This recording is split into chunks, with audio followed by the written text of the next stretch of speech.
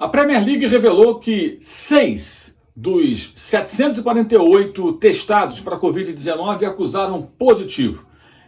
Essa meia dúzia de pessoas contaminadas pelo novo coronavírus não são necessariamente jogadores da Premier League, já que pessoas que trabalham também em comissão técnica, trabalham junto aos atletas, também foram testadas. Cerca de 40 por clube, um número que eu acho baixo. O Flamengo testou na semana retrasada e voltou a testar nessa semana os seus atletas e também staff, pessoal todo que trabalha no centro de treinamento e mais parentes dos jogadores e amigos, pessoas que moram, que vivem ali com os atletas, né?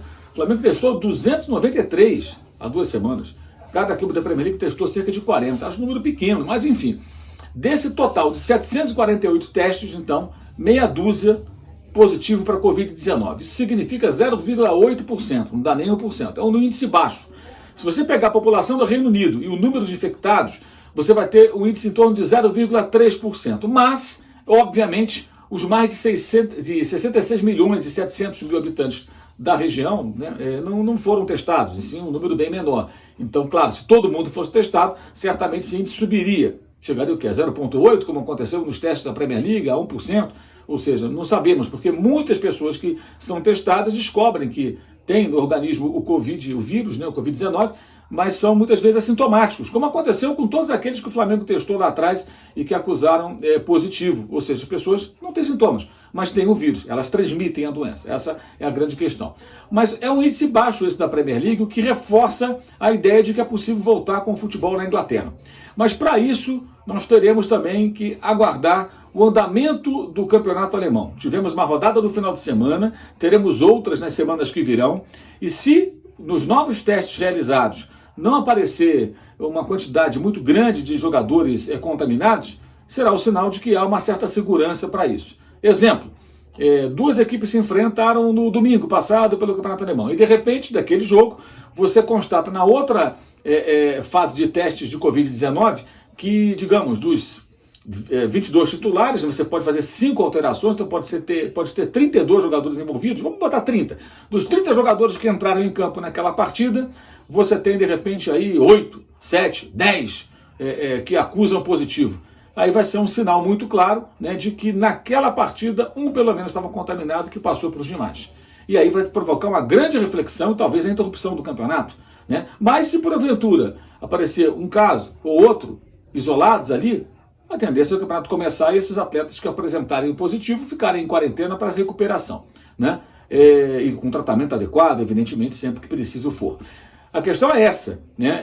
Um ou outro jogador, gente, vai pegar o Covid-19 em campo ou até mais provavelmente fora dele, porque o jogo é disputado por pessoas que passam pelo teste, né? E elas vão para campo num ambiente cheio de cuidados maiores do que no dia a dia se o cara sair para ir numa loja, sair para comprar alguma coisa, transitar aqui ou acolá. Então, ou mesmo se ele estiver correndo no local público, tiver um cara suado do lado dele ali, espalhando suor e jogando vírus para tudo quanto é lado, nunca se sabe. Então, pessoas vão pegar a doença, vão pegar, jornalistas vão pegar, engenheiros vão pegar, padeiros vão pegar, motoristas vão pegar, garis vão pegar, médicos e, obviamente, enfermeiros vão pegar, e jogadores de futebol vão pegar também. Isso aí não tem jeito, vai ter sempre alguém. A questão é essa, para o futebol voltar, esses cuidados têm que ser tomados e você tem que ficar monitorando a situação. Não existe outro jeito. A outra opção, não volta o futebol para tudo. Bem, aí você vai ter um problema sério, né, que é a economia do futebol.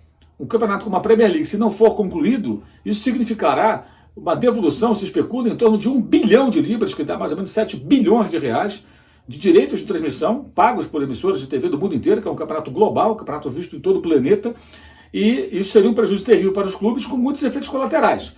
Se a sociedade, a comunidade do futebol estiver disposta a enfrentar essa crise sem precedentes, não joga. Caso contrário, vamos tentando criar a situação para jogar. E aí entra um ponto importante, pouquíssimos jogadores se manifestam, muito pouco. O Troy Deeney, jogador do Watford, já se manifestou contrário, alega que o filho dele, inclusive, tem só 5 meses e problemas respiratórios. O Troy Deeney é um cara contestador, então ele está se posicionando e não surpreende quando ele diz o que pensa. Mas os demais, o Cristiano Ronaldo está voltando a treinar na Juventus. O Messi já treina há vários dias no Barcelona, são os maiores do mundo.